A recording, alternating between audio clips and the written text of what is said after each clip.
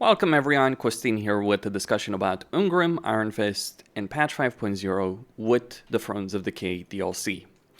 And to talk about his improved campaign in Thrones of Decay. Now, the Dwarf campaigns have not been changed in terms of their mechanics, or in terms of their terrain or anything like that, like say Karl Franz or Guild have been changed, but of course they do benefit quite a bit from the Dwarf rework.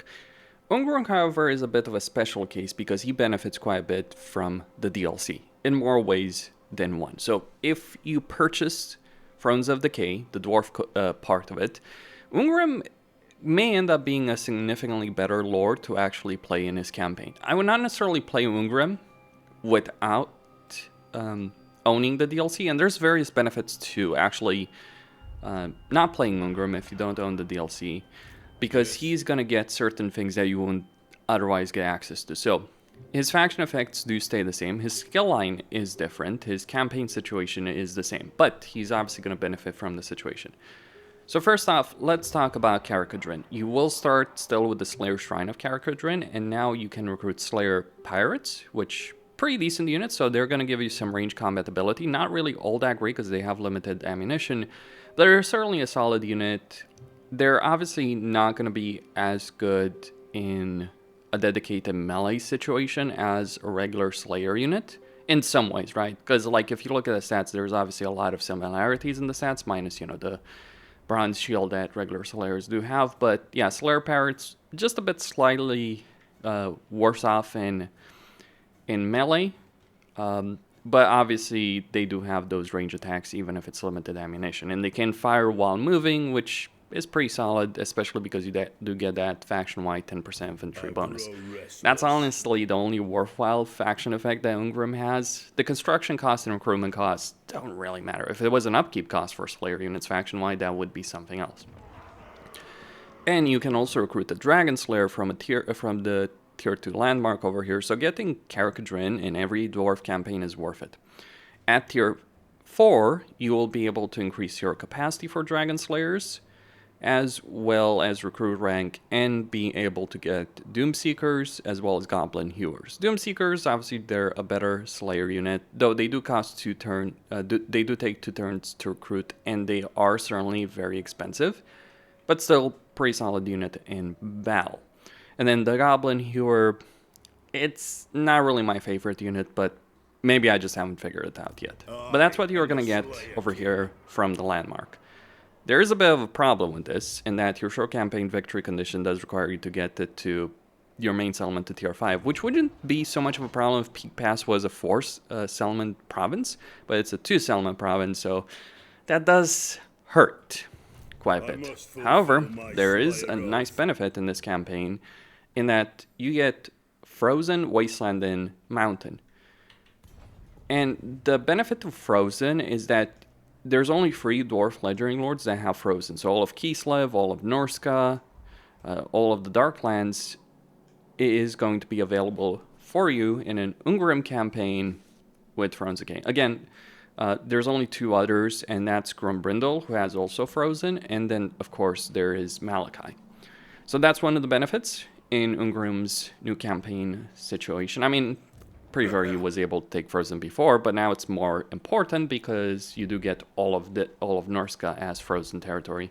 Though I would not necessarily recommend to rush to Norska, but it does give you more territory to expand towards, so you do end up getting a pretty significant portion of the campaign map that you can actually conquer in this campaign. So be it the Badlands, Darklands, Mountains of Morn, Norska, Kislev, etc. So that is a nice benefit. Another benefit in this campaign is you do start with Slayer recruitment, which not even Malachi starts with Slayer recruitment. He can get pretty quickly, but not even he starts with that, though he does start with Slayers.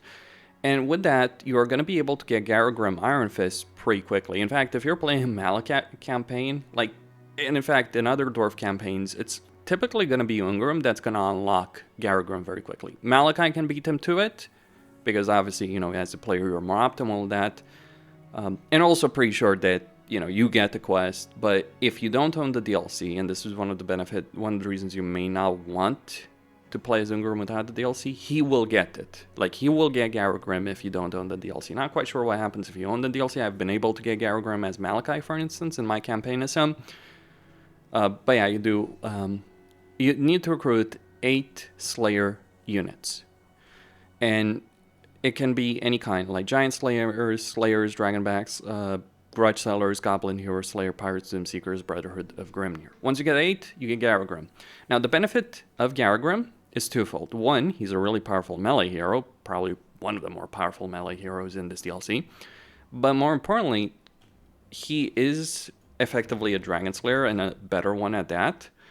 So not only does he have better combat experience, though he does share many effects with them. So I'll talk about the Dragon Slayer in just a second, but they give you replenishment. So you can get 2 heroes replenishment pretty quickly in this campaign. So that means you can take more risks, take more damage in battles, and with Slayers, that's pretty important, because you have 2 replenishment. Also, only Ungrim and Malachi can get access to the Dragon Slayer early on in their campaign. Malachi does it through the Spirit of Grungni. Ungrim has the ability from the very beginning.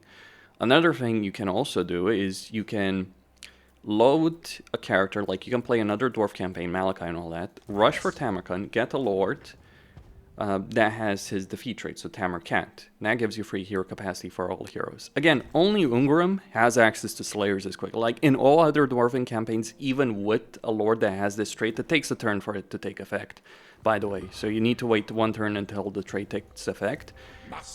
But only Ungrim and Malachi can really take advantage of that from a casualty replenishment perspective. And the other Dwarf heroes, they're fairly easy to acquire, so Runesmiths, Thanes, Engineers, they're pretty easy to acquire in all Dwarf campaigns, but only 2 of them get the Dragon Slayer pretty quickly. So that's a nice benefit with respect to that. The Dragon Slayer, speaking about that, he gets a choice of a skill line. I usually go with Missile Defense because that's useful, but you can go with Speed, you can go with Brotherhood of Grimnir. Garagrim gets all 3 of these skills, but in many ways he does share some similarities. Now, let's talk a bit about the Demon Slayers as well, though I can't really showcase that right now because I just recruited the Lord right there, so I'm just going to click this Enter button. But Demon Slayers in particular, and Ungrim's new skill line, are going to benefit this campaign immensely.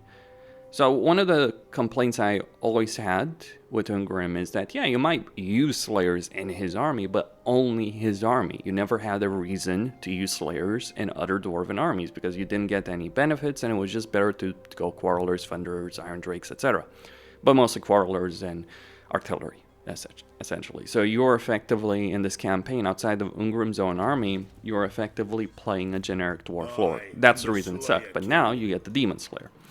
So Demon Slayers, they have a couple of things that do benefit Slayers. So you get weapon strength, missile resistance, missile strength, so you get damage for Slayer units, you get missile resistance for them, and crucially you get 10% upkeep for each Demon Slayer once they get to rank 14, and casualty replenishment plus 10%. Beyond, their melee skill line, that's also going to benefit, or their special skill line, so ward save against Demons of Chaos, melee attack against demons, though that's not particularly useful, honestly, because demons are not really a problem, but you do get bonus versus infantry for Doom Seekers, and bonus versus large for Slayers, Slayer Pirates, and Giant Slayers. And also, yeah, the Glorious Div ability, so affect allies in range all, target unit is a Slayer, effect range 55 meters. So blob these guys up, use this ability, and your Slayers can't die. So that's what the Demon Slayer provides. So you can really make Slayer stacks work significantly better with this guy. You're still going to have to rank them up, but at least the possibility is now there. Now for Ungrim, pretty sure Journey's End is fixed. You get 25% upkeep for Slayers, melee attack for Slayers. That was already before. But what's changed, he also has the Slayers to Miss skill line that Demon Slayers have. So he's going to get all that weapon strength, missile resistance, and casualty replenishment. So minus 10% upkeep, so you're already looking at minus 35% upkeep, and then you have the Slayer Reward, which is plus 25%, so you get a 60% upkeep benefit for Ungrim in his Slayer. So he's really the Slayer King. He is certainly better to use with Slayers than even the Demon Slayer. Then on top of that, you get bonus versus large for Slayers, ward save against Warriors of Chaos, Norsegun Demons, melee attack, so that's pretty damn powerful. Casualty replenishment, so this stack, so you get 20% casualty replenishment for Slayers. It does require you to get 2 skills, but yeah, it does work. It is pretty solid. And then Slayer King, so Ward Save and Journey's End upgraded to... Journey's End upgraded. Doesn't say what to, but basically it changes It changes Journey's End from activating at 75% to 50%. So you do keep your Slayers alive, you replenish more, and you do have some protection when you're fighting Chaos in particular. And you do have more reasons to fight Chaos than you did before. Also, yeah, weapon strength when fighting Greenskins, Vampire counts, weapon strength, all that kind of stuff that he had before, just was moved at the top over there. When you're looking at then Slayer Crowns, so Slayer recruit rank for Slayers, Giant Slayers that you do have for your army. So you could use Ungrim to just recruit a bunch of Slayers more cheaply, because he does also have the Axe of Dargo with a higher rank. So those are the benefits in Ungrim's campaign, and what all of this does is it does certainly make the Slayer playstyle far more worthwhile in an Ungrim campaign than it did before. Also, maybe the auto-resolve is just improved compared to how it was before. Like, I'm not using a mod here for auto-resolve in this particular campaign. I actually auto-resolved all these by default. Now, I do feel that maybe Slayers should have gotten a bit more protection, like some faction-wide physical resistance or something like that for Slayers, because they are still a bit squishy. But like, for a dwarf campaign in general, there's the benefit of the frozen climate, which is significant. There's the benefit of early casualty replenishment, which is significant. For a Slayer focused campaign, there's a lot of benefits, more so than Malachi. Like, you can work with Slayers in Malachi's campaign, but he's really focused on the war machines, right? The new inventions. Fork is focused on the old technology. Thorgrim is kind of the generic one, though he has a lot of benefits because he does get extra hero capacity and extra growth, or better commandments, so that does work. And his central location certainly aids a dwarf campaign a lot, but frozen climate, focus on Slayers. I would say, like, I said that Ungrim was genuinely one of the worst legendary lords in the game, because he was effectively a beat stick with effectively no faction effects. Like, you would want to confederate him, of course, but playing him, not great. Not really great. I mean, it's still not where I would necessarily want it to be, but I do think it's a better situation. But let me know what you guys think about it. Another benefit I want to highlight here, because if you're a starting position, you have opportunity for a lot of grudges, and you no longer have the situation that you did early on where, oh, you have to go fight Vlad. You can still do so. You know, the grudges you had are still available, but now you don't have to do something as ridiculously stupid as going for Karak Kadrin, because that was a grudge. So you can, and because of the myriad of enemies on all sides, you can have a lot of opportunities to get a significant number of grudges in a way that maybe other dwarven campaigns can't. Because believe it or not, like, if you look at Grumbrindle, if you look at Forik, if you look at all of them except Malachi, perhaps to an extent, they can struggle with grudges. And even Malachi can struggle with grudges because Chaos doesn't really give as much grudges as you might think. It should give a lot more, but it doesn't. So that's one of Malachi's problems. If they did give as much grudges as they, vampires or greenskins or Skaven, that would be different.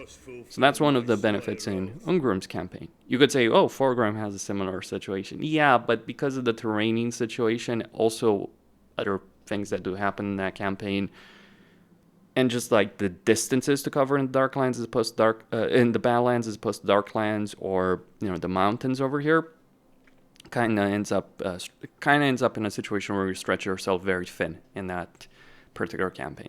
So those are the things that have changed for Ungrim. Better Lord skill line. The faction effects, still not really useful, because Slayer Shrine is a tier 3 freaking structure. It's like, oh, I can get it for 750. Once I'm at tier 3, like, yeah, it saves me some money. I'll probably get one per province, at most. Yeah, Not even that necessarily. So saving that 75%, thanks for the money, but it's like Mazdamundi's faction effect. Speed is nice, though, especially with the heavier focus on Slayers.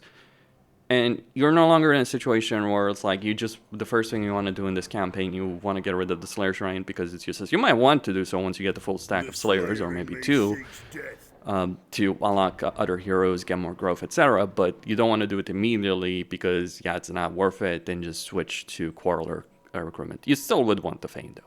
Costine signing out. Don't forget to subscribe, like, and enable notifications. Stay tuned for more. Would be interesting to try and do Gotrek and Felix's battle, though, with Ungrim, considering the melee focus of Slayers. Well, I suppose get the Troll Hammer Torpedo Grudge Seller before you do that, because it really, really, really helps. Also an Engineer. Stay tuned.